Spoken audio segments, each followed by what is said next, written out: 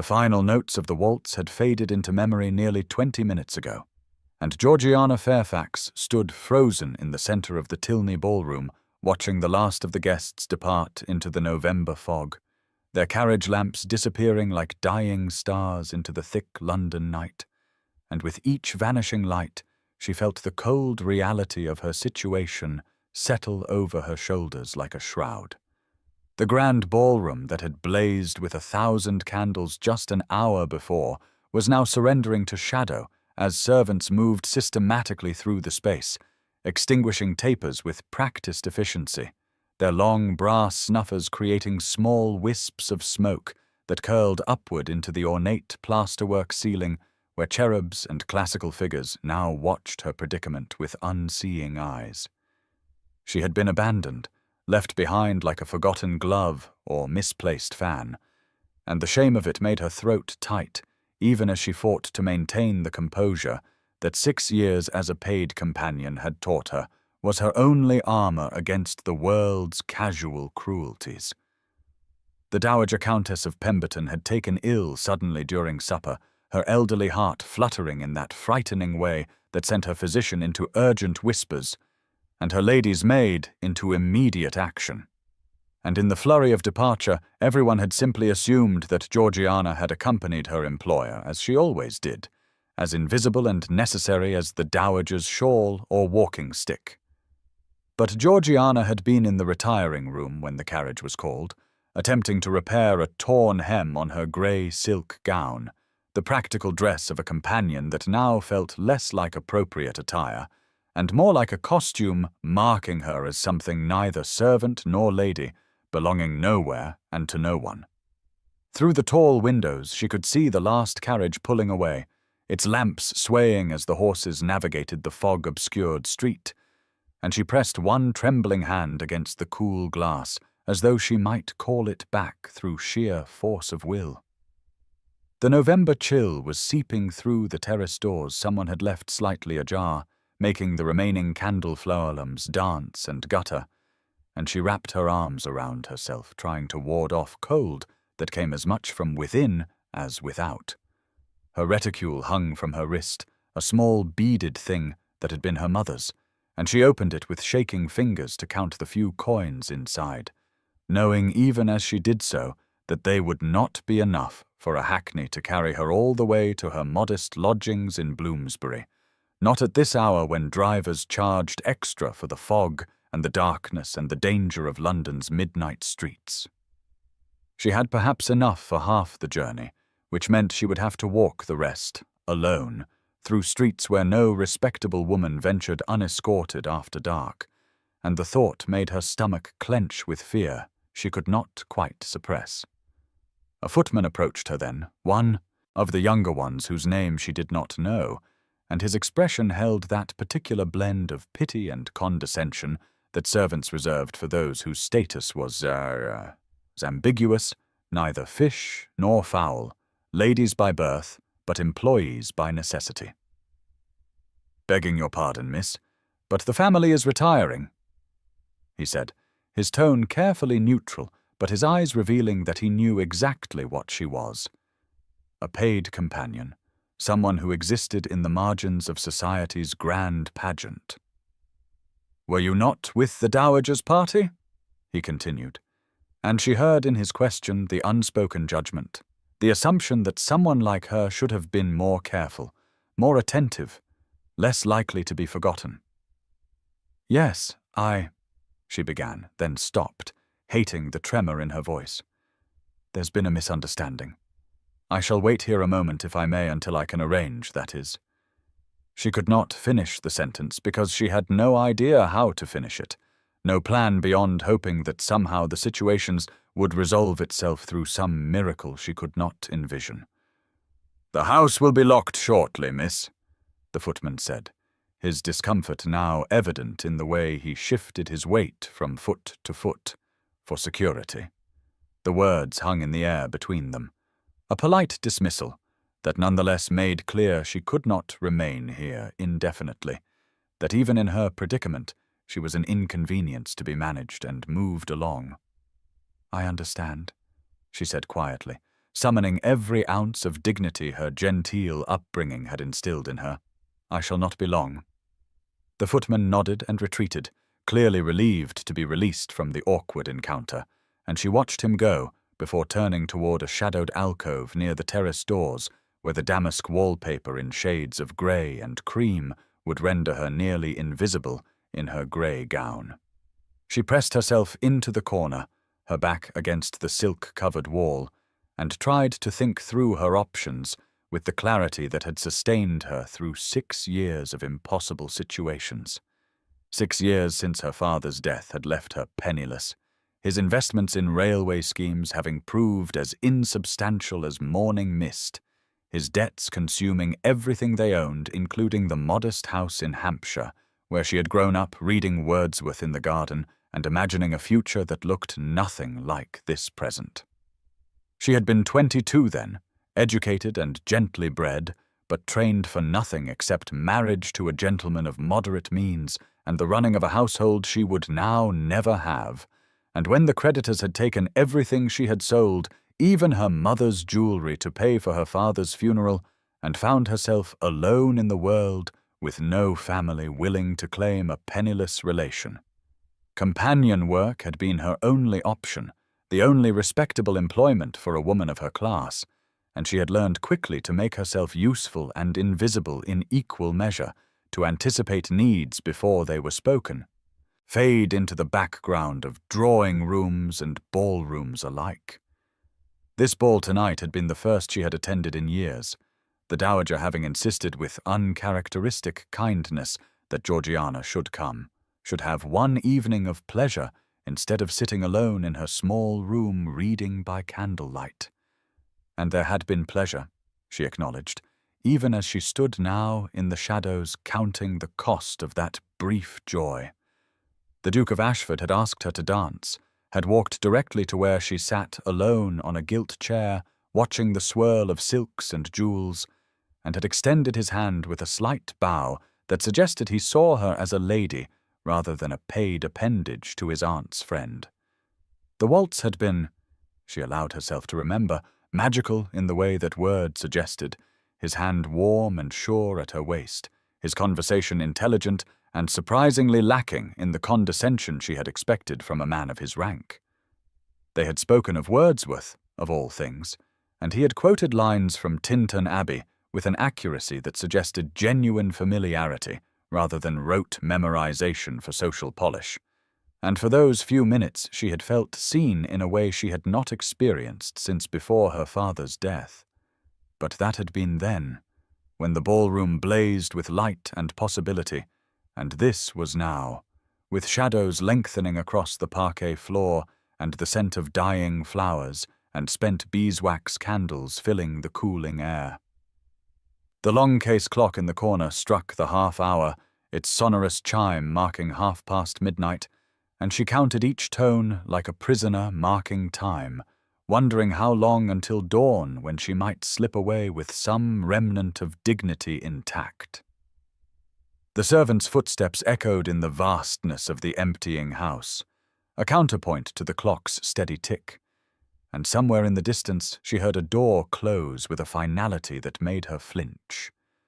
The fog pressed against the windows like something alive, obscuring the street beyond until London itself seemed to have vanished, leaving her alone in this vasted cold space that had been transformed from a place of music and light into something that felt increasingly like a trap. She thought of her small room in Bloomsbury, barely large enough for a bed and washstand, but it was hers, the one place in the world where she could close a door and be simply Georgiana rather than Miss Fairfax the companion. And the longing for that refuge was so intense it was almost physical. But between here and there lay miles of fog-shrouded streets, and she had no means to traverse them safely, and so she remained pressed into her alcove like a ghost haunting the margins of a world that had never quite made room for women like her, women who had fallen between the cracks of class and circumstance, too educated to be servants, but too poor to be ladies, existing in a liminal space that society preferred not to acknowledge. The terrace doors rattled slightly in a gust of wind, and she pulled her arms tighter around herself, feeling the cold seep through the thin silk of her gown, and wondered how it was possible to feel so alone in a city of millions, how abandonment could be both a physical fact and a metaphorical truth that had defined her entire adult life. She closed her eyes against the sting of tears she would not permit herself to shed.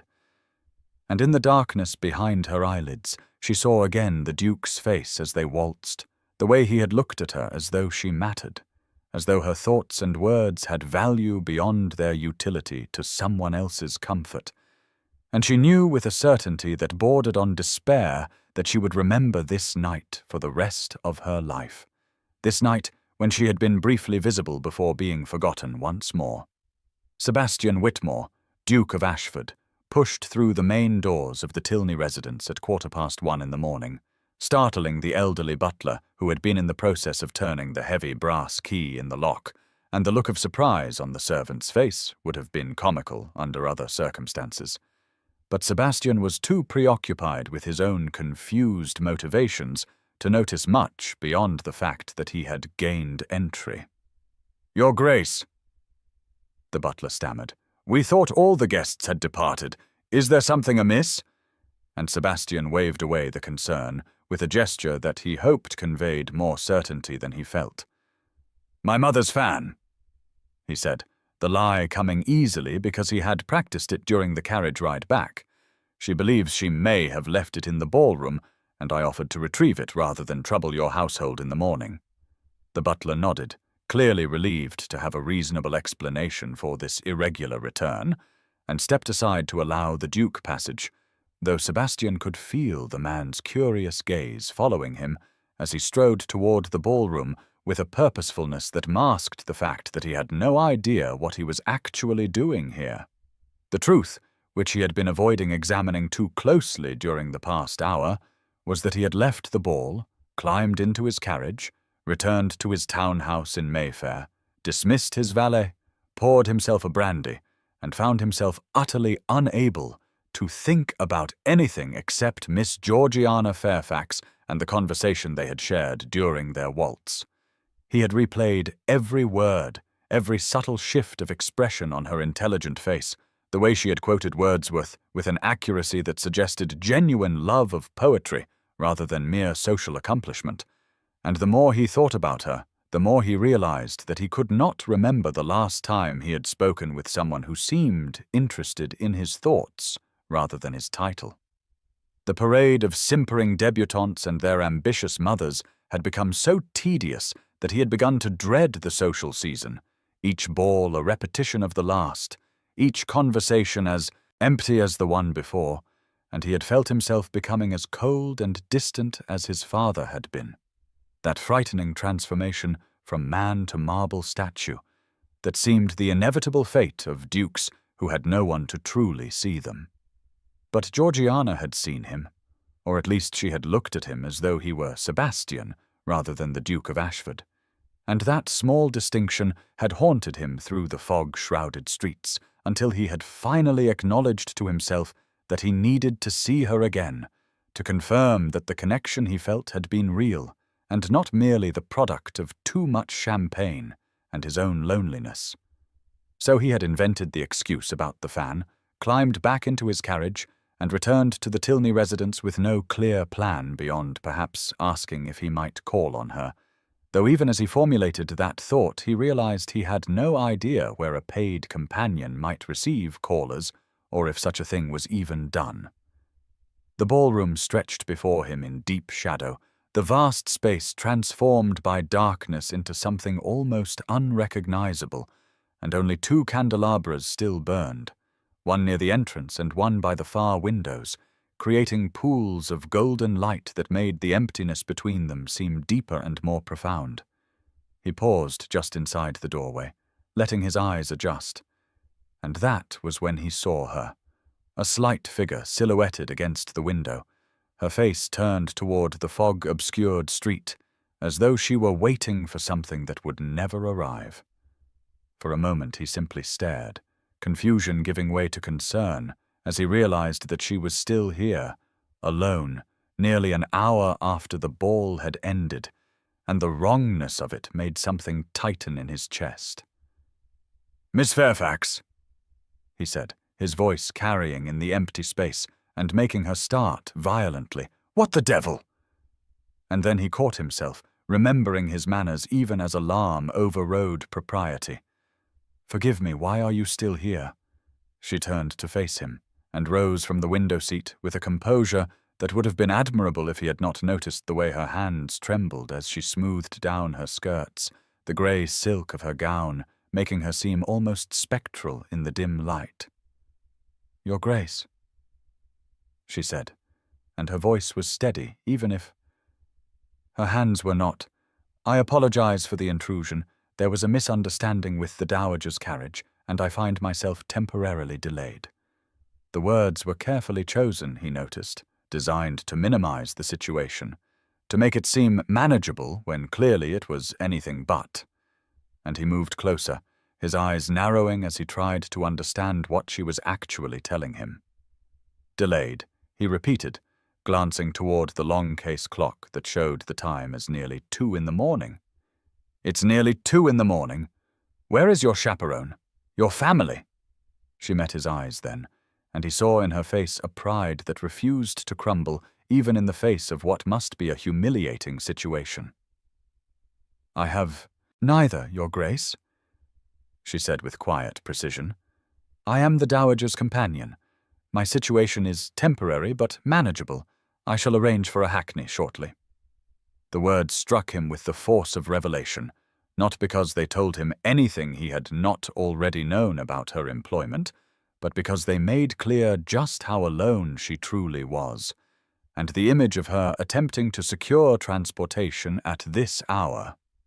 Alone, through streets thick with fog and God knew what else, made his jaw tighten with an anger that surprised him with its intensity. "At this hour," he said sharply. "Alone. Through streets thick with fog and worse, absolutely not." He saw her spine stiffen at his tone, that reflexive pride of someone who had learned to guard her dignity because it was the only thing she had left to guard. "I have little choice in the matter," she said, "but I thank you for your concern." The formality of her response, the careful distance she was trying to maintain, only made him more aware of how vulnerable her position truly was, and he realized with a clarity that cut through all his confusion about why he had returned that he could not, would not leave her here to face whatever consequences the night might bring. He took another step closer, close enough now to see that she was shivering, her arms wrapped around herself, in a futile attempt to ward off the cold that seeped through the terrace doors someone had neglected to fully close, and without thinking about propriety or protocol. He shrugged out of his evening coat and moved to drape it around her shoulders. "You have more choice than you realize, Miss Fairfax," he said, his voice gentler now. "But first you are freezing. Take my coat." She looked up at him with an expression he could not quite read, something between gratitude and wariness, and he saw her throat move as she swallowed hard before speaking. "Your Grace, this is—" she began, but he cut her off with a slight shake of his head. "Sebastian," he said, "if we are to spend any length of time in conversation, you might as well use my given name, and I suspect we do need to have a rather serious conversation about your current predicament and how we might resolve it without causing a scandal that would harm us both." He saw understanding dawn in her eyes, the realization that his presence here with her, alone, in the middle of the night, was itself potentially ruinous, and he watched her calculate the implications with a speed that confirmed his earlier impression of her intelligence. She pulled his coat more tightly around herself, and he caught the scent of lavender water, simple and clean, nothing like the heavy perfumes the debutantes favored. "I did not ask you to return," she said carefully. "I would not have you compromise yourself on my account." The statement revealed so much about her character, her immediate concern for his reputation rather than her own welfare, and Sebastian felt something shift in his chest, that same recognition he had experienced during their waltz, the sense that he was in the presence of someone fundamentally different from everyone else in his social sphere.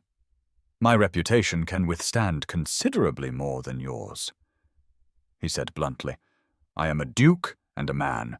Society forgives us almost anything, but you are a woman alone, and if anyone discovers that you spent the night, however innocently, in a situation that could be construed as compromising, you will be the one who suffers." She flinched slightly at his frank assessment, and he regretted the harshness of his words, even as he recognized their truth. He glanced toward the windows where moonlight was beginning to filter through the thinning fog, creating silver patches on the parquet floor that shifted and changed as clouds moved across the sky. The candle flames in the candelabras danced in a draught from the terrace doors, casting shadows that made the vast ballroom seem to pulse with a life of its own, and in the distance he could hear the butler's keys jingling as the man went about his nightly rounds. Each sound amplified by the emptiness until even the ticking of the clock seemed oppressively loud, marking each passing moment of impropriety. Sebastian looked back at Georgiana, taking in the exhaustion visible in the set of her shoulders despite her upright posture, the way she held herself together through sheer force of will, and he made a decision that he suspected would alter the course of both their lives in ways he could not yet fully comprehend. He had come back here tonight, following an impulse he had not entirely understood, drawn by a conversation that had lasted perhaps 15 minutes, but had somehow managed to reach through the wall of isolation he had built around himself over years of performing the role society expected. She had quoted Wordsworth with passion in her voice, had disagreed with him about the relative merits of the lyrical ballads versus the later work, had made him laugh with a dry observation about the absurdity of social pretensions, and he had found himself wanting to continue that conversation, to explore the mind behind those perceptive eyes. And now here she was, abandoned and alone, and he discovered that he could not bear the thought of walking away and leaving her to whatever fate the cruel machinery of society might decree. The fog pressed against the windows like something alive, isolating them from the world beyond, and Sebastian realized that this moment, suspended between night and dawn, was its own kind of liminal space, where the usual rules might be bent, if not broken entirely. He thought of his empty townhouse with its 20 bedrooms and army of servants, the vast loneliness of being the Duke of Ashford, with no one to truly talk to, and he thought of this woman before him who had spent 6 years making herself invisible so that others might be comfortable, and he knew with a certainty that defied logic that he was not going to let her disappear back into the shadows. "What if," he said slowly, testing the idea even as he spoke it, "what if we simply waited here until dawn, when I can arrange proper transportation for you without raising questions that neither of us can afford to answer?" She stared at him as though he had suggested something wildly improper, which he supposed in a sense he had, but he pressed on before she could voice the obvious objections. "The servants believe I am here searching for my mother's fan," he continued. "If we remain quiet and out of sight, if we simply wait a few hours until daylight makes everything easier to manage, then you can leave with your reputation intact, and no one need know that you were ever in a difficult situation." He watched her face as she processed this proposal, saw the war between hope and caution playing out in her expression, and he waited, his own heart beating faster than the situation warranted, for her answer. "And now's the time to stop and subscribe to our channel. Every subscriber brings us closer to 1,000, which helps us keep these stories alive and coming your way. If you enjoyed this video, don't forget to like it and drop a comment telling us where you're watching from. It's always amazing to see how far these tales travel across the world. Now let's continue. Sebastian watched Georgiana's face in the flickering candlelight as she considered his proposal to wait until dawn, and he saw the moment she made her decision. A slight relaxation in her shoulders that told him she had accepted the logic of his plan, even if propriety screamed against it. And without waiting for her verbal agreement, he moved to dismiss the butler with instructions that the Duke would lock up himself after retrieving his mother's fan, a statement that raised the elderly servant's eyebrows, but could not be questioned, given the speaker's rank. The sound of the butler's retreating footsteps echoed through the vast ballroom, followed by the distant click of a door closing, and then they were truly alone, suspended in a bubble of candlelight and shadow, while fog pressed against the windows like something trying to get in, and Sebastian found himself acutely aware of how irregular this situation was, and yet how strangely right it felt. He moved to the window seat where she had been sitting earlier, and began arranging the velvet cushions into something approximating comfort, creating a makeshift refuge where they might pass the hours until daylight made everything simpler. And as he worked, he was conscious of her watching him with an expression that mingled wariness with something that might have been hope. "I am going to retrieve some brandy from the refreshment room," he said, keeping his voice matter-of-fact to counteract the intimacy of their situation. "For warmth, you understand. The temperature is dropping, and we have several hours to wait." She nodded, still clutching his coat around her shoulders, and he left her there while he navigated the darkened house to find the room where the Tilneys had set out refreshments earlier in the evening, returning with a crystal decanter and 2 glasses that caught the candlelight as he poured generous measures for them both. Georgiana accepted the glass with hands that had stopped trembling quite so noticeably, and he watched as she took a small sip, her eyes widening slightly at the burn of the expensive French brandy, and he found himself smiling at her reaction before settling onto the window seat, a careful distance from her, close enough for conversation but far enough to maintain some semblance of propriety.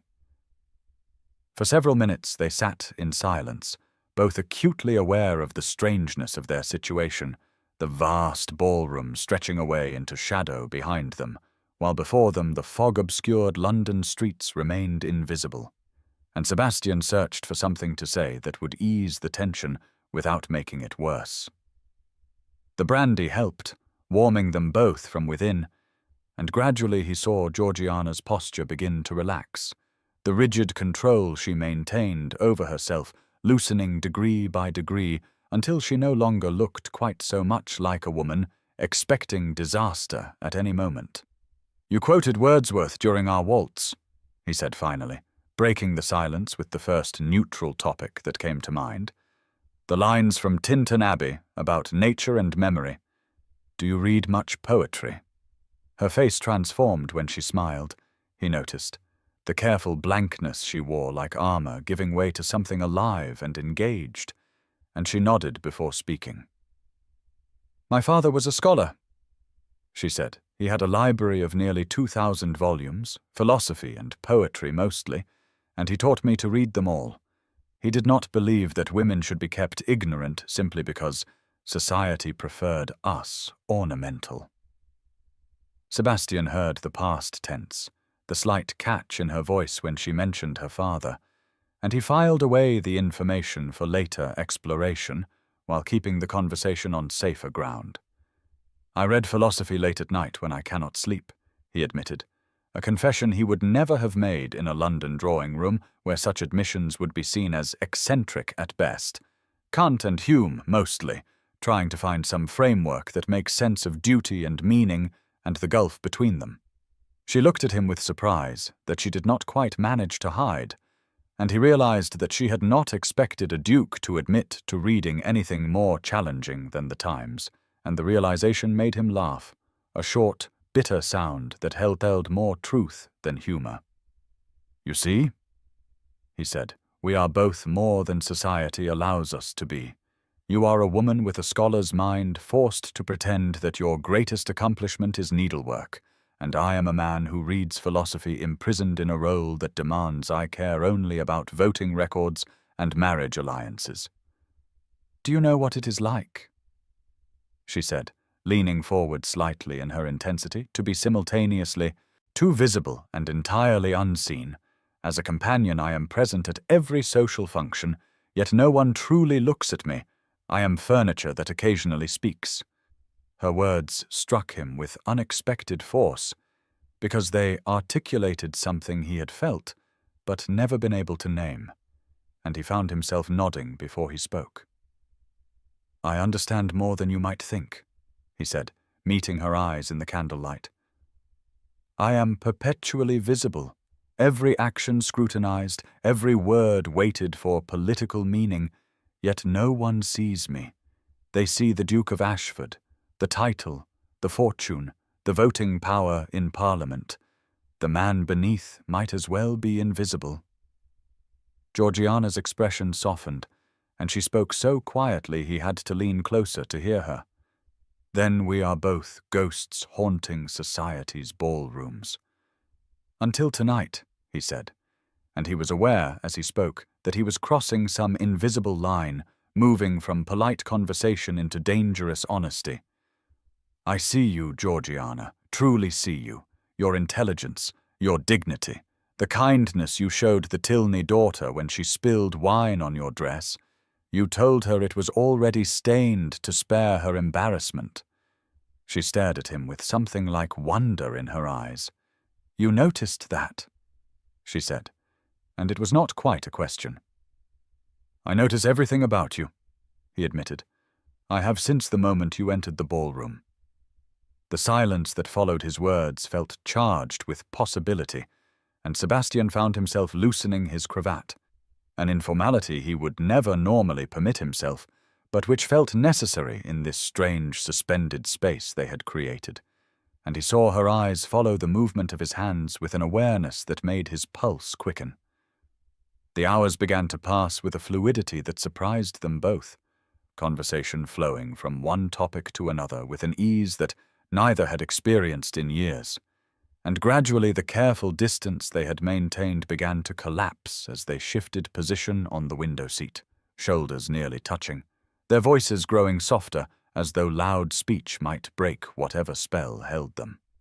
Sebastian poured more brandy, and Georgiana accepted it without the hesitation she had shown earlier, and as the decanter caught the candlelight in amber glows, she told him about her father's financial ruin, the railway schemes that had promised fortune but delivered only debt, the slow, painful decline as everything they owned was sold to satisfy creditors, the final illness she had nursed alone because there was no money for proper help.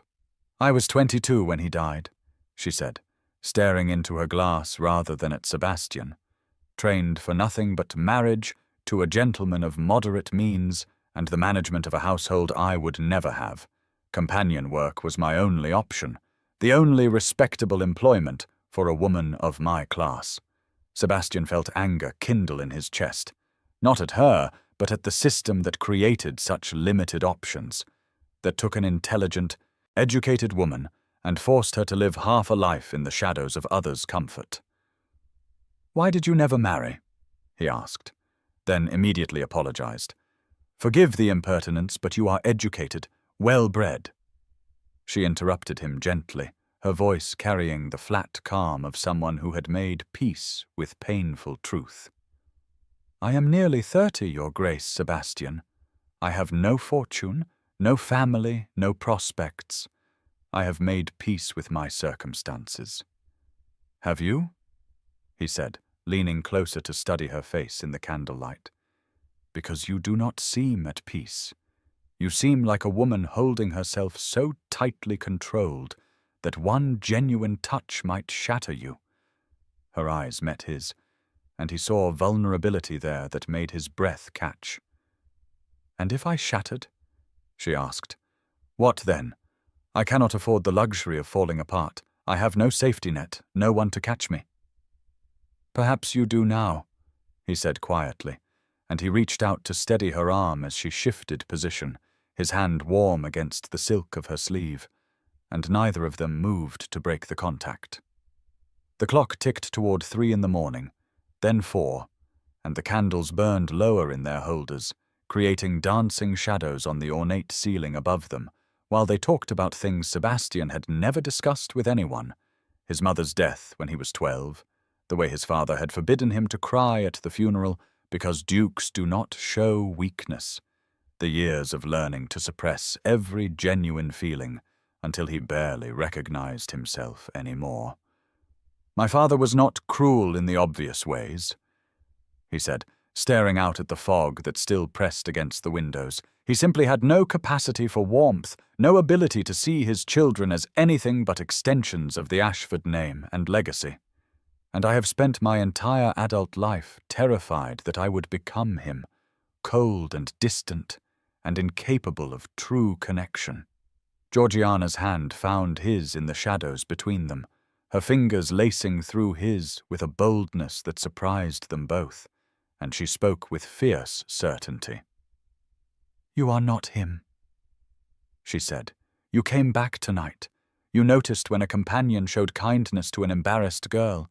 You read philosophy searching for meaning. You are nothing like the man you describe." Sebastian looked down at their joined hands, at the way her slender fingers fit against his larger ones, and felt something crack open in his chest. Some wall he had built so long ago he had forgotten it was there. They discovered more shared ground as the night deepened toward dawn. Both had lost their mothers young.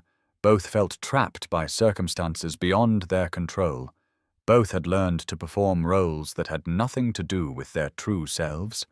And with each revelation, the distance between them decreased until Sebastian could smell the lavender water she wore, could see the gold flecks in her brown eyes when the candlelight hit them just right. Georgiana laughed at something he said, a real unguarded sound that transformed her face, and Sebastian found himself watching her with a fascination he made no attempt to hide, memorizing the way expression animated her features, the intelligence that sparked in her eyes when she debated a point about Wordsworth's later work versus the lyrical ballads. She had opinions, strong ones, and she defended them with logical arguments that made him work to counter them, and he realized with something like shock that this was what he had been missing. Not just conversation, but intellectual engagement, someone who challenged him and made him think rather than simply agreeing with everything he said because of his rank. The brandy decanter stood nearly empty between them, and Sebastian's coat had slipped from Georgiana's shoulders to pool forgotten behind her, and the formality with which they had begun the evening had evaporated entirely, replaced by first names and shared confidences, and a physical proximity that would have been scandalous if anyone had been there to witness it. "I have been invisible for 6 years, Georgiana admitted as the clock struck 4, her voice barely above a whisper, present but unseen, useful but unvalued, and I thought I had accepted it, thought I had made my peace with being a ghost. But then you asked me to waltz, and you looked at me as though I mattered, and I realized I had not made peace at all. I had simply stopped hoping."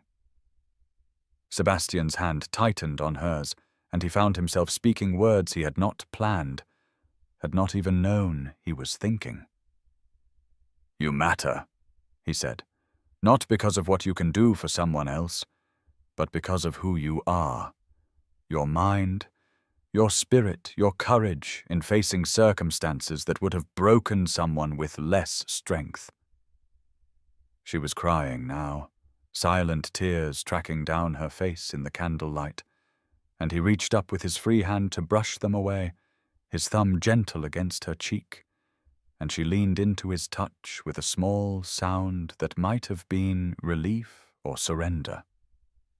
The fog outside had begun to thin slightly, and through the windows Sebastian could see the first hint of grey that suggested dawn was approaching, and he knew that soon they would have to leave this suspended space, would have to return to the world where she was a paid companion, and he was a duke, and the gulf between them was supposed to be unbridgeable. But for now, in this moment, they were simply Sebastian and Georgiana, two people who had found in each other something they had both stopped believing existed: genuine recognition, true seeing, the possibility of connection that went beyond duty or necessity into something far more dangerous and infinitely more precious. Dawn crept through the fog around 5:30 in the morning, grey light seeping through the tall windows like water through cracks, and Sebastian rose from the window seat where they had spent the night in conversation, pacing to the terrace doors as though he needed distance to think clearly, and Georgiana watched him go with her heart sinking, because she understood that their strange suspended night was ending, and soon they would have to return to being who society said they were, rather than who they had discovered themselves to be in the darkness. The candles had burned to stubs, smoking slightly as morning light rendered them unnecessary, and she could see his face clearly now in the grey, pre-dawn illumination, the exhaustion that came from staying awake all night written in the shadows under his eyes, his evening clothes rumpled, and his cravat hanging loose in a way that would have scandalized anyone who understood just how much informality that represented for a man of his rank. She began to gather herself, smoothing her hair which had come loose from its pins during the long hours, preparing mentally to return to being invisible, to slip back into the role of paid companion as though this night had never happened. And she was grateful that she had at least these hours to remember. This one night when someone had truly seen her, even if it could never be repeated. "In a few hours London will wake," Sebastian said without turning from the window, his voice tight with something she could not quite identify. "Servants will talk. Someone will have noticed my return, your absence from the dowager's carriage, your reputation." She stood then, brushing down her grey silk skirts, with hands that wanted to tremble, but which she forced to steadiness through sheer will, and she spoke with as much calm as she could manufacture, though her throat felt tight. "We'll survive as I always survive," she said. "Thank you, Sebastian, for your kindness tonight. I shall never forget." He turned sharply at that, his expression intense in the growing light, and she saw something in his face that made her breath catch. "Kindness," he said, and there was an edge to his voice that had not been there during their hours of conversation. "You think this was kindness?" She stared at him in confusion, uncertain what he meant, what else it could possibly be. "What else would?" she began, but he was already moving, crossing back to her in 3 long strides that ate up the distance between them, and before she could step back or gather her thoughts, he had taken her hands in his grip firm and warm and slightly trembling. "I did not come back for my mother's fan," he said, the words tumbling out rapidly as though he feared silence would steal his courage. "There was no fan. I came back because I could not bear the thought of not speaking with you again, because that waltz was the first time in a decade I have felt truly alive, because every word you have spoken tonight has proven what I suspected the moment I saw you sitting alone watching everyone else with those extraordinarily perceptive eyes." Georgiana felt the world tilt slightly, felt her heart begin to pound so hard she was certain he must be able to hear it, and she forced herself to speak, though her voice came out barely above. A whisper. "Suspected what?" she asked, though part of her was terrified to hear the answer, terrified to hope because hope had proven so dangerous in the past. Sebastian's hands tightened on hers, and she saw in his face a vulnerability that matched her own, the aristocratic control he usually maintained cracking, to reveal something raw and honest beneath. "That you are the woman I have been waiting for without knowing I was waiting," he said, his voice rough with emotion. "That intelligence and kindness and honesty and courage in the face of hardship, these are what I value. Not fortune or empty beauty or prestigious family connections. Georgiana, I know this is mad. We have known each other barely 12 hours.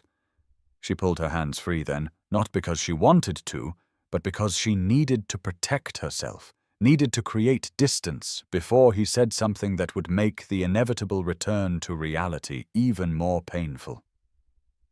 Please do not, she said, her own voice breaking despite her efforts to control it. Do not offer me charity disguised as— But he cut her off, reaching for her hands again with an urgency that would not be denied. This is not charity, he said fiercely. This is me, at dawn, after the most honest night of my life, asking the woman who sees me clearly to marry me, not to save your reputation. Though that matters, not out of duty though I would honor that, but because I want you beside me, in my home, in my life, in my bed. I want to hear your thoughts on Wordsworth over breakfast. I want to debate philosophy with you at midnight. I want. He stopped, seeming to struggle for words adequate to what he was trying to express, and Georgiana felt tears begin to fall silently down her face as the impossible hope she had been fighting all night broke through her defenses. Sebastian. I have nothing, she said, trying to make him understand the reality of what he was suggesting. No dowry, no family, no. But he released one of her hands to cup her face, his thumb brushing away tears that would not stop falling. You have everything that matters, he said, his eyes searching hers with an intensity that made her feel simultaneously exposed and cherished. You have yourself.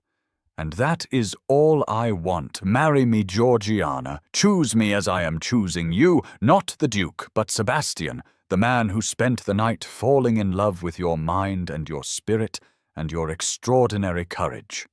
The words hung between them in the grey dawn light, and Georgiana searched his face, looking for any sign that this was some cruel joke or misguided chivalry or anything other than what it appeared to be. Genuine feeling honestly expressed, and what she saw there made her knees weak. You cannot possibly mean this, she said, her voice shaking. When the sun rises fully, when you return to your world. Our world, he interrupted fiercely. If you will have me, I have never been more certain of anything. Marry me. The sounds of London waking penetrated the ballroom, distant cartwheels, on cobblestones and the first stirrings of servants in the house below, and Georgiana felt the strange, exhausted clarity that came from staying awake all night, that sense of being suspended between sleeping and waking, where everything seemed both more vivid and less real. She looked at Sebastian standing before her in his rumpled evening clothes, his hair disordered from running his hands through it during their long conversation, his face showing every emotion he felt without the mask he usually wore in society. And she realized that she was seeing the real man beneath the title, the person he had revealed to her piece by piece through the night. She thought of the 6 years she had spent making herself invisible, the careful control she had maintained over every word and gesture and expression. The loneliness that had become so familiar, she had stopped noticing it, except in moments like their waltz when she had been briefly reminded what connection felt like, and she understood that he was offering her not just marriage, but visibility, not just security, but partnership, not just duty, but genuine regard. But the risk, she started to say, because even in this moment of overwhelming emotion her practical nature asserted itself. She understood what marrying her would cost him in terms of society's approval, the scandal that would attach to a duke who chose a penniless companion over the eligible daughters of noble houses. He seemed to read her thoughts in her face because he smiled, a slight crooked smile that made him look younger and more vulnerable. I know the risks, he said quietly. I know what society will say, what my friends will think, the scandal that will follow us both. But Georgiana, I have spent my entire life doing what was expected, marrying the right woman to produce the right heirs to carry on the right bloodlines. And I am tired, so desperately tired of performing a role that has nothing to do with who I actually am. She felt something break open in her chest at his words, the careful walls she had built around her heart crumbling, because how could she maintain them when he was offering her everything she had stopped letting herself want? "But what if you regret it?" she whispered. "What if when the novelty wears off and you return to your life, you realize you have bound yourself to someone society despises? What if—" He pulled her closer then, close enough that she could feel the warmth of his body, could smell the faint scent of sandalwood and brandy and something uniquely him. "Then we will face that together," he said. "But I do not believe it will happen. I do not believe that what I feel for you is novelty that will fade. I believe it is recognition, the sense of finding someone who matches me in ways I did not know I needed matching." Georgiana's hands, which had been hovering uncertainly between them, reached up of their own accord to touch his face, her fingers trembling as they traced the line of his jaw, the curve of his cheek, and she saw his eyes close at her touch, saw him lean into her palm with a small sound that might have been relief or need or both. "I am terrified," she admitted, because honesty seemed to be the currency of whatever was happening between them. "Terrified that this is a dream I will wake from, terrified that I will fail you, terrified that I do not know how to be what you need." His eyes opened, and she saw in them a warmth that made her breath catch. "You are already what I need," he said simply. "You are yourself, honest and intelligent and kind and strong. And if you can find it in yourself to take a risk on me, on us, then I promise you I will spend the rest of my life ensuring you never regret it." The terrace doors showed the garden emerging from darkness, roses and hedges taking shape as grey light strengthened toward true dawn, and Georgiana understood that they were standing at a threshold, that her answer would determine the entire course of her future, that she could retreat to safety, to the known misery of her current existence, or she could step forward into complete uncertainty with this man who had somehow seen past all her defenses to the person she kept hidden.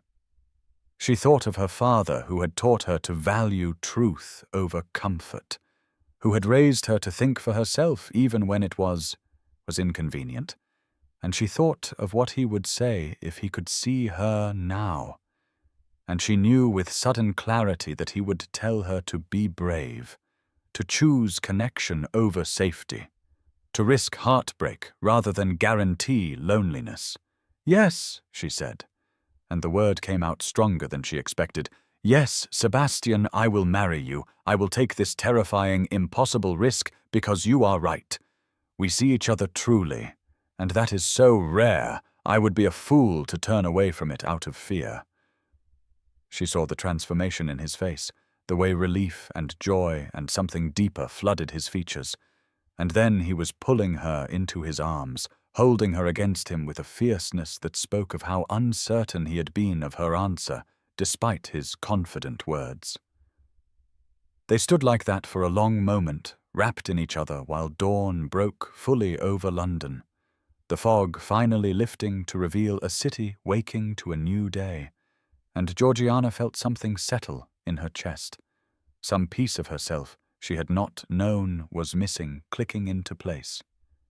When Sebastian finally pulled back enough to look at her face, she saw tears in his own eyes to match hers, and he smiled with such unguarded happiness that she could not help but smile back. "We are going to scandalize everyone," she said, and there was wonder in her voice rather than fear. "They will say terrible things about both of us." "Let them," he said, his hands coming up to frame her face. "Let them say what they will. We will know the truth, that I chose you not out of duty or pity, but because you are the only woman I have ever met who makes me want to be more than my title, who sees Sebastian rather than the Duke of Ashford." She turned her face to press a kiss to his palm, a gesture of tenderness that felt simultaneously natural and shocking in its intimacy, and she felt him shudder slightly at the contact. "I love you," she said, the words surprising her because she had not meant to say them aloud, had not even fully acknowledged them to herself. But they were true, she realized. True in a way that defied the shortness of their acquaintance. I think I began falling in love with you during the waltz when you quoted Wordsworth and looked at me as though my opinion mattered. Sebastian's smile widened, and he bent his head until his forehead rested against hers, their breath mingling in the small space between them. I love you too, he said, and I suspect I have been falling since the moment I saw you sitting alone, so still and self-contained, while everyone else performed for each other. There was something about you that called to me, even before we spoke. The ballroom around them was fully visible now in morning light, the grandeur that darkness had softened now harsh and clear, but Georgiana found she did not care, found that the magic of the night had not dissipated with dawn, but had instead transformed into something more solid, a foundation on which they might build something real. We should leave, Sebastian said reluctantly. Before the household fully wakes, I will take you to my sister Henrietta. She is a widow of independent mind and will provide proper chaperonage until we can be married. Georgiana nodded, understanding the practicalities even as part of her wanted to remain in this ballroom forever, suspended in the moment of their choosing each other. But she was also eager now to begin whatever came next, to step forward into the uncertain future with this man who had somehow become essential to her in the space of one impossible night. They left the Tilney ballroom as dawn broke fully over London, Sebastian's hand steady at Georgiana's elbow as he guided her through the waking household and into his waiting carriage, and she was grateful for his presence because she felt herself trembling with exhaustion and the overwhelming reality of what they had just promised each other, the future suddenly vast and terrifying in a way it had not been when contained within the intimacy of candlelight and conversation. He took her directly to his sister's townhouse in Bloomsbury, a handsome brick building with ivy climbing the facade and warm light already glowing in the windows. And when Henrietta Dashwood opened the door herself, still in her dressing gown with her dark hair loose around her shoulders, she took one look at Georgiana's rumpled grey dress and Sebastian's exhausted face and ushered them both inside without a single question, though her eyes held sharp intelligence that suggested she understood far more than they had said. Within an hour, Georgiana found herself installed in a guest bedroom decorated in shades of cream and rose, wearing one of Henrietta's nightgowns and being urged to sleep while Sebastian spoke privately with his sister. But sleep proved impossible because her mind would not stop replaying the night's events. Sebastian's proposal, her acceptance, the enormity of what she had agreed to, and she lay staring at the ceiling, feeling hope and terror war within her chest. When she finally emerged from the bedroom late that afternoon, drawn by the smell of tea and the low murmur of voices, she found Henrietta alone in the drawing-room, a space so different from the formal receiving rooms Georgiana had seen in other houses, books stacked on every surface and paintings leaning against walls as though their owner could not decide where to hang them, comfortable chairs arranged for conversation rather than display, and the widow looked up from her reading with a smile that held both warmth and something shrewd. "My brother has told me everything," Henrietta said without preamble, pouring tea with steady hands, "and I want you to know that you have my complete support. Sebastian has been half dead for years, going through the motions of his life without any real engagement, and in the few hours I spoke with him this morning I saw more animation, more genuine feeling than I have seen since our mother died."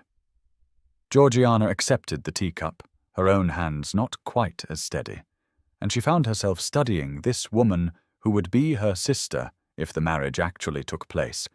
Henrietta was perhaps 35, handsome rather than beautiful, with direct grey eyes and an air of independence that suggested she cared very little for society's opinions. But within hours the first whispers began to spread through London like fire through dry grass. Servants talked to other servants.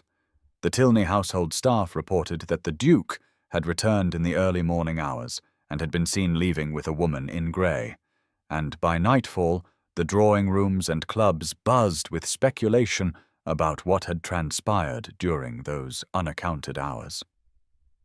The Dowager Countess sent her dismissal letter the next morning, the heavy cream paper arriving by special messenger, and Georgiana read it with shaking hands, while Henrietta sat beside her radiating fury at every coldly proper word. The letter dripped with moral outrage, thinly disguised as concern, suggesting that Georgiana had deliberately engineered her abandonment to trap a duke, that her behavior had been calculating and shameful, that the Dowager could not possibly retain in her employment someone who had so thoroughly compromised herself and brought scandal upon the household, and the final line, written in the old woman's spidery hand, informed Georgiana that no reference would be provided, and that her few possessions would be sent to wherever she chose to receive them. Georgiana set the letter down carefully, fighting the urge to crumple it or throw it across the room, and she felt the weight of what she had done settle more heavily on her shoulders because without a reference she could never work as a companion again. Her entire means of supporting herself had been destroyed in a single night, and if Sebastian changed his mind, if he decided upon reflection that marrying her was too high a price to pay for one night of honest conversation, she would be utterly ruined with no way to recover. Henrietta took the letter from her nerveless fingers and read it with an expression of deepening disgust. "The woman is a hypocrite," she said flatly. "She brought you to that ball knowing full well that your position made you vulnerable to exactly this kind of situation, and now she abandons you to save her own reputation, as though moral superiority could be purchased by casting off anyone touched by scandal." The words were meant to comfort, but Georgiana could not quite accept them because part of her wondered if the Dowager was right, if she had been unconsciously hoping for something when she accepted Sebastian's invitation to waltz, if her situation was somehow her own fault for not being more careful, more guarded, more realistic about her place in the world. Society's verdict came swiftly and harshly. Matrons who had never spoken to Georgiana suddenly had passionate opinions about her character, declaring that Sebastian had been trapped by a scheming companion who had deliberately arranged to be compromised, that it was a tale as old as time, penniless women using their wiles to ensnare wealthy men, and the fact that Sebastian was a duke only made the scandal more delicious to those who fed on such things. Georgiana heard the whispers second-hand through Henrietta, who attended a tea party specifically to gauge the temperature of society's response, and she came back pale with anger, reporting that women who had never done a day's useful work in their lives were condemning Georgiana's character while simultaneously envying her success in capturing such an eligible prize. Sebastian weathered the first storm of gossip with apparent calm, continuing his parliamentary duties and social obligations as though nothing had changed.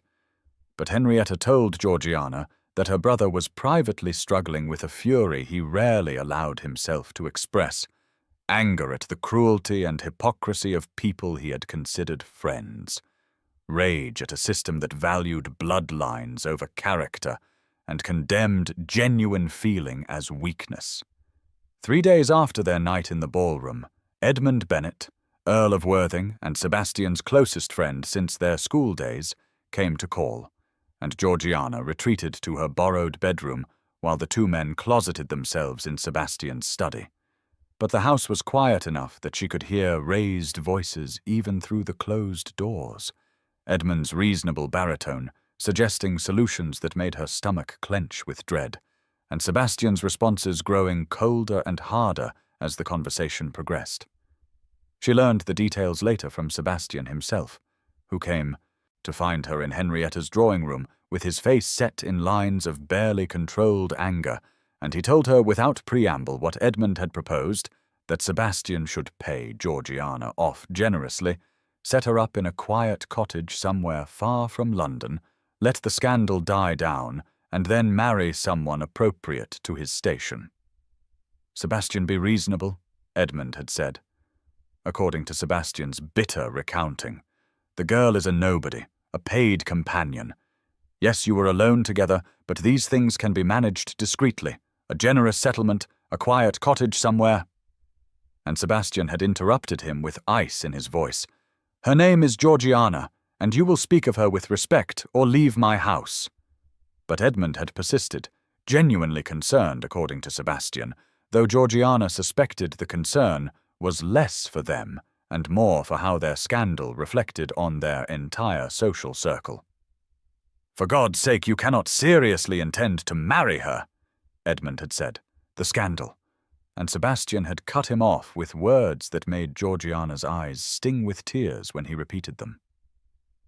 "The scandal is that society values empty bloodlines over character," Sebastian had said, his voice shaking with the force of his conviction that a woman of Georgiana's intelligence and dignity has been forced to live as a shadow because her father's investments failed, that I am expected to marry some vapid debutante whose greatest accomplishment is playing mediocre piano rather than a woman I can actually converse with. Edmund had tried one more time, warning that Sebastian would be ostracized, that his position in Parliament and his influence would suffer, and Sebastian's response had been final. "Will survive or will not," he had said, "but I will not sacrifice the first genuine happiness I have found in a decade to preserve the good opinion of people I do not respect." Georgiana listened to Sebastian's account, sitting very still in her borrowed dress of deep blue silk that Henrietta had altered to fit her, and she felt something crack open in her chest because he had defended her, had risked a friendship of decades, standing rather than abandon her to the easier path, and she reached for his hand across the small table between them. "You have lost a friend," she said quietly, "because of me." "No," Sebastian corrected, his hand closing warm and firm around hers. "I have discovered who my true friends are. There is a difference. Henrietta has been magnificent, and several of the reform-minded peers have sent private messages of support, people with actual principles rather than just prejudices." That evening, Sebastian insisted they attend the opera, a deliberately public appearance designed to make clear his intentions, and Georgiana dressed in another of Henrietta's gowns, deep blue silk that fit well enough, though it had clearly been made for someone slightly taller, and she looked at herself in the mirror, seeing a stranger, a woman on the verge of becoming a duchess, if she could just survive the scrutiny and condemnation that awaited. The carriage ride to the Royal Opera House passed in tense silence, Henrietta beside Georgiana offering wordless support through her presence, Sebastian across from them with his face set in aristocratic lines that revealed nothing of what he felt. And when they alighted before the grand entrance, Georgiana felt hundreds of eyes turn toward them, the whispers starting immediately as people recognized the Duke and realized the woman on his arm must be the notorious companion. The opera house blazed with light, every chandelier lit, and every box filled with London's elite dressed in silks and jewels. And Georgiana walked beside Sebastian with her head high and her hand steady on his arm, though inside she felt herself shaking with terror at the magnitude of what they were doing. They climbed the stairs to Sebastian's box, one of the finest in the theatre, with a perfect view of both stage and audience, and Henrietta arranged herself beside Georgiana in a deliberate statement of respectability and support, while Sebastian took the seat that would make him most visible to the rest of the theatre.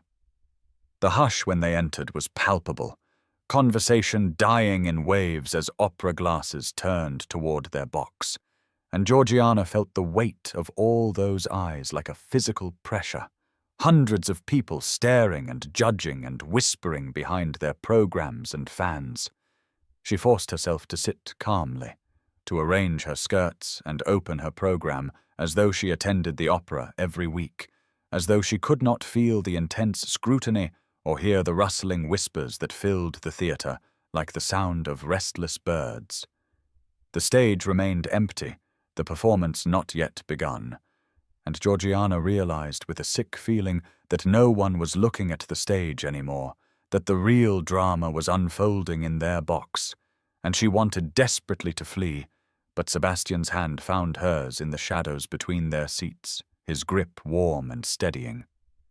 Then he stood, the movement sudden enough to draw every eye in the theatre if they were not already staring, and Georgiana's breath caught because she had no idea what he intended. But she knew from the set of his shoulders that it would be dramatic. "Ladies and gentlemen," Sebastian said, his voice carrying clearly through the hushed theatre without him having to shout. "Trained projection from years of speaking in Parliament, I believe introductions are in order. Miss Georgiana Fairfax has done me the extraordinary honor of accepting my proposal of marriage. The banns will be read this Sunday. I anticipate your felicitations." The silence that followed was absolute, hundreds of people frozen in stunned shock, and Georgiana felt the world tilt slightly, because he had just publicly claimed her, had announced their engagement before all of London society in a way that made retreat impossible for either of them. "Sebastian, you do not have to," she whispered, but he was already turning to her, taking her hand in both of his and speaking to her but loudly enough that the nearby boxes could hear every word. "Yes, I do," he said, his eyes holding hers with an intensity that made everything else fade, "because you deserve to be acknowledged publicly and proudly, not hidden away like some shameful secret. You are going to be the Duchess of Ashford, and every person in this theatre will treat you with the respect that position commands."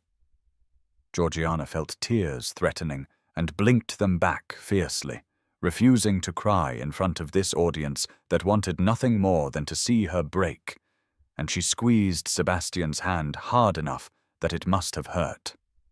The theatre remained silent for another long moment, the tension stretching until it felt ready to snap, and then, somewhere in the upper galleries, someone began to applaud. Slowly at first, and then with more enthusiasm, and others joined in. Not everyone, not even half, but enough that the sound filled the space and gave permission for those who were uncertain to follow. Sebastian sat back down beside her, keeping her hand in his, and Henrietta leaned over to whisper something fierce and approving that Georgiana could not quite hear over the sound of her own heartbeat pounding in her ears. The opera began finally, singers taking the stage to perform Donizetti, though Georgiana could not have said later what the production was about, because she was too aware of the continued scrutiny. The opera glasses still turned more often toward their box than toward the stage, but Sebastian sat beside her, apparently absorbed in the music, his thumb tracing small circles on her palm in a gesture of reassurance that no one else could see. During the interval, several people came to their box, some offering genuine congratulations with warmth in their eyes, others clearly motivated by curiosity or the desire to report back to their circles what the notorious companion looked like up close, and Georgiana endured it all with as much grace as she could muster, answering questions about where she was from and how she and Sebastian had met, with carefully neutral responses that revealed nothing of their night together. One elderly duchess, a woman with steel-grey hair and eyes like chips of ice, looked Georgiana up and down with an expression of open disdain before turning to Sebastian. "I hope you know what you are doing," she said, her voice carrying to the nearby boxes. "Your father would be appalled." "My father was appalled by everything that brought joy," Sebastian replied evenly, "which is why I have no intention of living my life according to his dictates.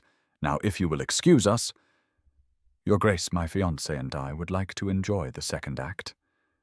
The Duchess swept away in a rustle of purple silk, and Henrietta laughed quietly. "Well handled," she murmured. "Father would indeed be appalled, which is the strongest argument I have heard yet for this marriage." By the end of the evening, Georgiana felt wrung out, exhausted by the effort of maintaining her composure under such intense examination. But she also felt something unexpected, a fierce pride in Sebastian's public declaration, in his willingness to stand beside her despite the cost. and when they returned to Henrietta's townhouse, she found herself clinging to his hand, unwilling to let him leave, even though propriety demanded he return to his own residence. "We survived," she said softly, standing with him in Henrietta's front hall, while his sister discreetly disappeared upstairs. "We survived, and you did not waver." "I will never waver," Sebastian said, pulling her close and pressing a kiss to her forehead that felt like a vow. "We are in this together, Georgiana. Whatever comes next, we face it side by side." Georgiana woke on her wedding morning in Henrietta's guest room, with sunlight streaming through the windows and a surprising sense of calm settling over her like a blessing. The 3 weeks since Sebastian's public declaration at the opera having passed in a blur of preparations and continued scandal, and the gradual realization that she was actually going to marry him, that this was not some fever dream born of exhaustion and brandy, but reality unfolding with inexorable momentum toward this November day. She rose and bathed with Henrietta's help, the widow having appointed herself lady's maid and confidant and fierce protector all in one, and together they dressed Georgiana in a gown of ivory silk, simple and elegant rather than the elaborate confection a ducal bride would traditionally wear, but it suited her perfectly with its clean lines and modest lace trim at the collar. And cuffs, and when she looked at herself in the mirror she saw not a paid companion trying to hide, but a woman claiming her own happiness with quiet confidence.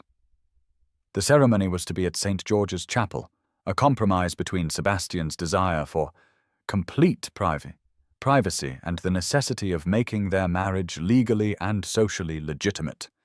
And when the carriage arrived to take them through the London streets, Georgiana felt her calm waver slightly, because this was the final threshold, the last moment when she could theoretically retreat to safety. And then Henrietta squeezed her hand and murmured something about how her own wedding had terrified her, but she had never regretted choosing love over security. And Georgiana steadied herself with the reminder that Sebastian had already proven his commitment in the most public way possible. The chapel was intimate rather than grand, morning light streaming through stained glass windows to create rainbow patterns on the stone floor, and the gathering was small, perhaps 30 people where a duke's wedding would normally draw hundreds, many of society's elite having refused to attend in a final gesture of disapproval that no longer had the power to wound Georgiana as it might have weeks earlier. But those who were present were genuine well-wishers, Henrietta, of course, in the front pew already crying happy tears, and to Georgiana's surprise, Edmund Bennet was there as well, the Earl having sent Sebastian a letter of apology 2 weeks prior, admitting he had been wrong to suggest anything other than marriage, that his concern had been rooted in fear rather than friendship, and that he hoped to be forgiven for his failure to see what Sebastian had seen from the first. There were several reform-minded peers as well, men who had worked with Sebastian in Parliament on education initiatives, and who seemed to view his unconventional marriage as further evidence of his principled nature rather than a scandal to be condemned, and their presence lent a respectability to the proceedings that Georgiana appreciated, even as she tried to convince herself that she did not care what anyone thought. Sebastian waited at the altar, his tall frame rigid with tension until the moment he turned and saw her, and Georgiana watched his expression transform from anxiety to wonder, to such unguarded joy that she felt tears prick her own eyes, and suddenly the walk down the aisle seemed impossibly long because she wanted nothing more than to be beside him, to take his hand and speak the vows that would bind them together in the eyes of God and law and society. When she finally reached him, he took her hand in both of his grip warm and slightly trembling, and she realized that he had been as nervous as she was, that for all his aristocratic confidence, he had feared she might change her mind at the last moment, and she squeezed his fingers hard to reassure him that she was here, that she was certain, that nothing would make her turn back now. The vicar began the ceremony, his voice solemn in the quiet chapel. And when it came time for the vows, Georgiana spoke with her eyes never leaving Sebastian's face, her voice steady and clear as she promised to have and to hold him from this day forward, for better or worse, for richer or poorer, in sickness and in health, until death parted them. Sebastian's voice was rougher when he spoke the same words, emotion making it shake slightly on the phrase to love and to cherish, and she saw tears in his eyes to match her own. Both of them fully aware of the weight of what they were promising, the life they were choosing together despite all the obstacles society had placed in their path. When the vicar finally pronounced them man and wife, Sebastian bent to kiss her with a tenderness that stole her breath, and he whispered against her lips so quietly that only she could hear, "Finally, mine." And she smiled as she corrected him. Ours, because that was the truth of it. They belonged to each other now in a partnership of equals, choosing each other daily. The wedding breakfast was held at Sebastian's townhouse in Mayfair, Georgiana's first time entering the grand building that would now be her home, and she was struck by how different it felt from the cold, formal spaces she had visited as a companion, because Sebastian had directed the staff to arrange everything for comfort rather than display, small tables where guests could actually converse rather than long, formal arrangements that prevented real connection, and the food was excellent but not ostentatious, and the whole atmosphere suggested celebration rather than obligation. Edmund approached her during the breakfast, his handsome face showing genuine contrition, and he bowed over her hand with a formality that seemed designed to acknowledge his previous discourtesy. "Your Grace," he said, using her new title with careful emphasis, "I owe you an apology for my words to Sebastian. I allowed prejudice to override judgment, and I spoke of you in ways that were both unkind and inaccurate. I hope you can forgive me." Georgiana studied him for a moment, seeing in his eyes that the apology was sincere, and she found that she could not hold anger against someone who had at least the grace to admit when he was wrong. "You spoke from concern for your friend," she said quietly.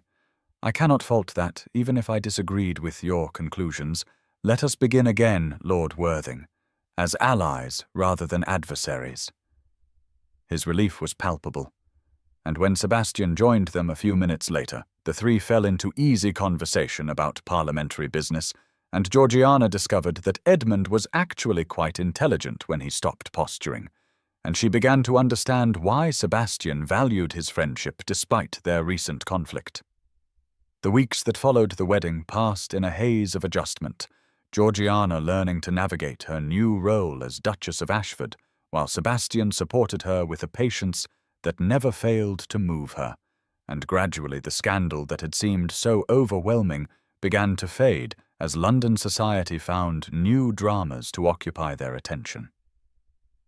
18 months later, Georgiana sat at her writing desk in the Duchess's apartments, a suite of rooms she had redecorated in warm colors that felt nothing like the cold formality of typical aristocratic spaces.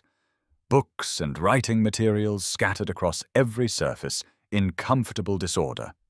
And she was composing yet another letter to Parliament about the working conditions of governesses and companions, her advocacy work having become as much a passion as her marriage.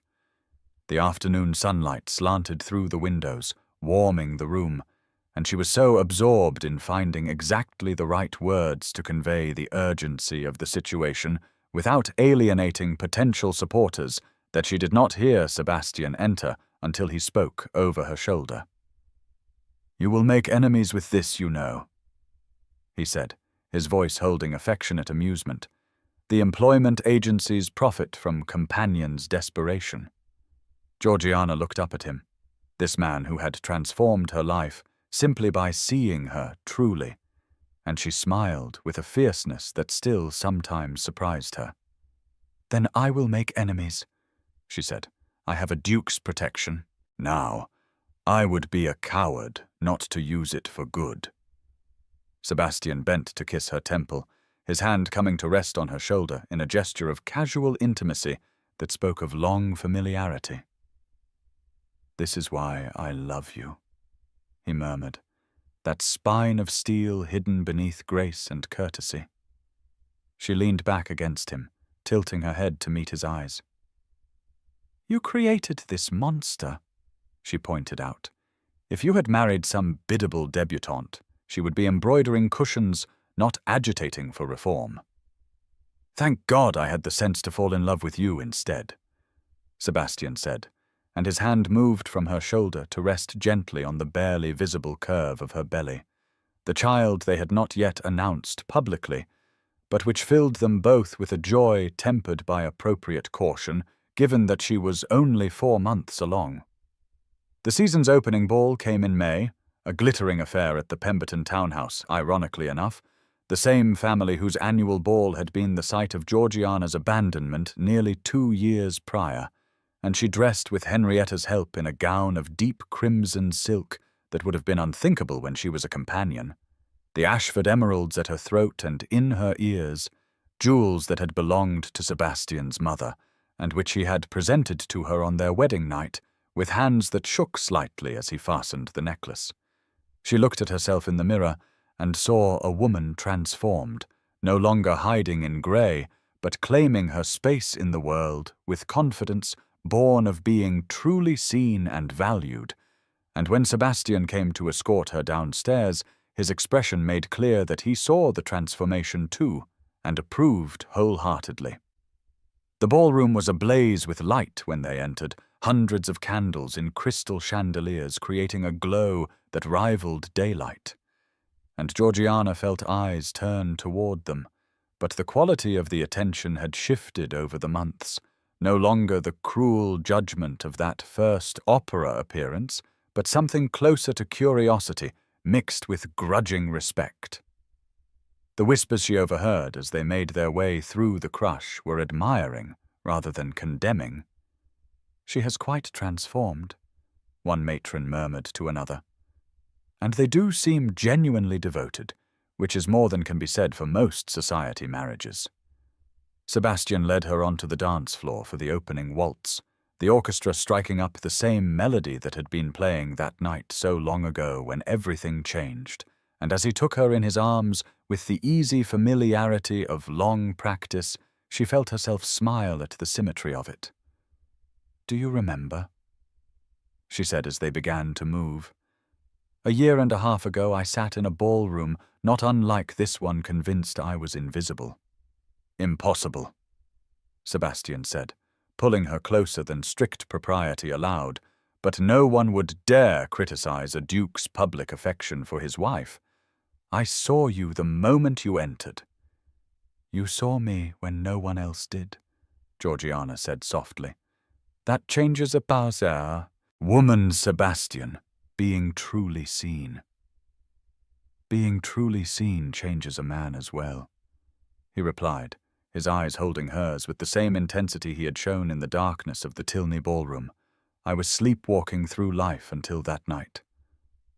"Our night of scandal," Georgiana said, unable to suppress a smile at the memory of how terrified she had been, how certain that discovery would mean her ruin. "Our night of transformation," Sebastian corrected. "Best night of my life." "Mine too," she agreed, "though I am rather glad we have a proper bed now instead of a window seat." Sebastian laughed, the sound rich and unguarded in a way that made several nearby couples turn to look, and Georgiana realized with a start that they were scandalizing people again, but this time with happiness rather than impropriety. "Georgiana," he said with mock severity, "such talk from a duchess." "You knew what you were getting when you proposed in the darkness," she reminded him, too late for regrets now. His expression softened, all teasing gone, replaced by a tenderness that still had the power to make her breath catch. "No regrets," he said firmly. "Not one.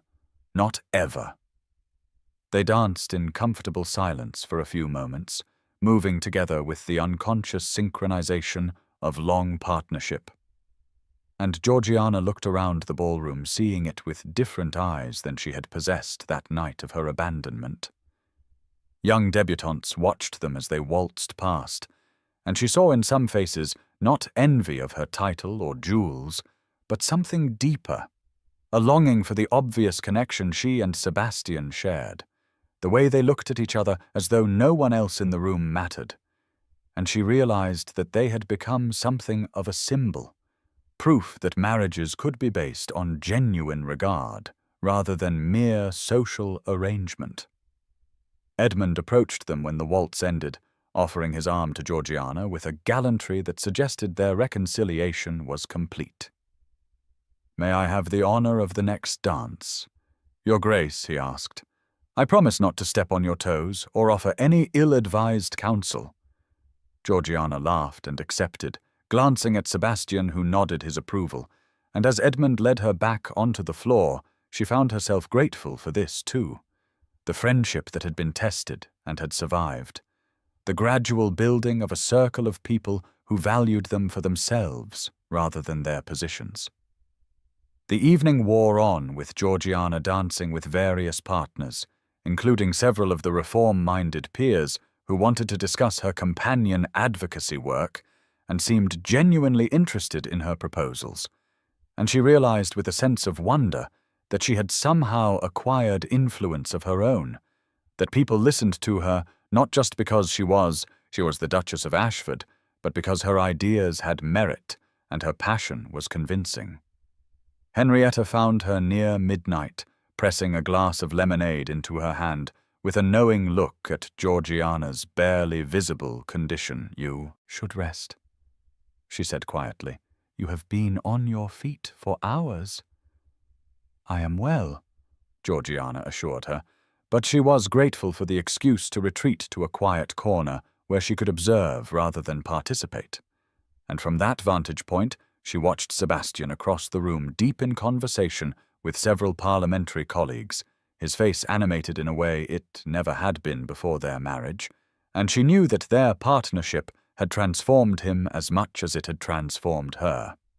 He had found renewed purpose in his political work, supporting education reforms and arguing for measures that would give women more legal protections, and his colleagues respected him not despite his unconventional marriage, but in some ways because of it, seeing in his willingness to defy convention for principle a quality that translated to his legislative efforts.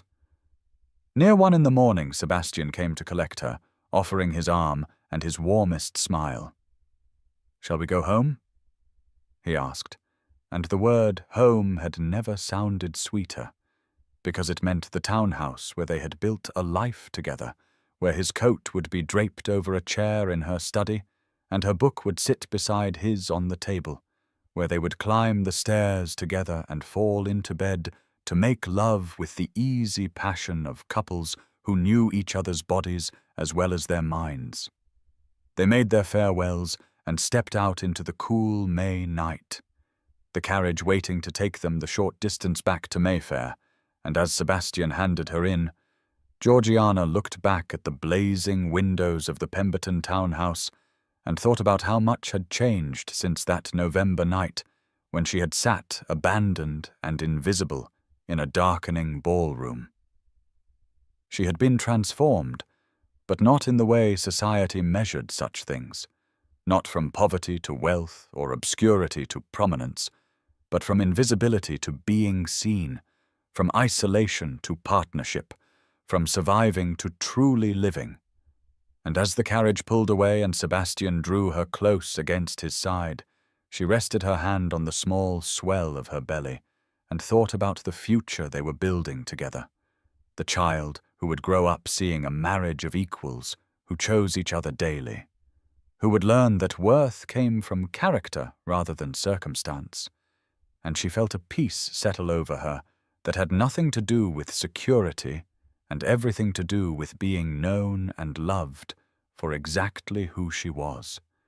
The streets of London rolled past the carriage windows, fog beginning to gather in the low places as it had that night so long ago, and Sebastian pressed a kiss to her hair, murmuring something about how he loved her, how she had saved him as much as he had saved her.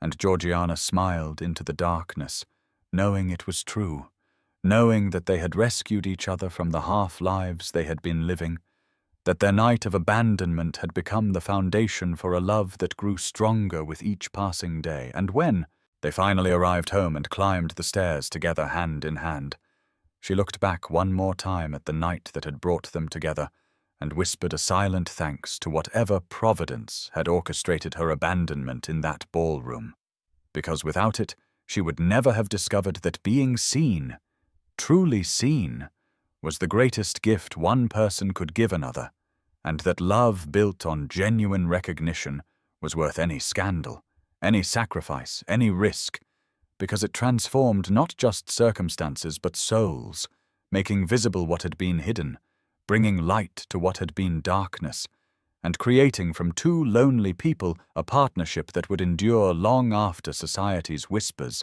had faded into memory.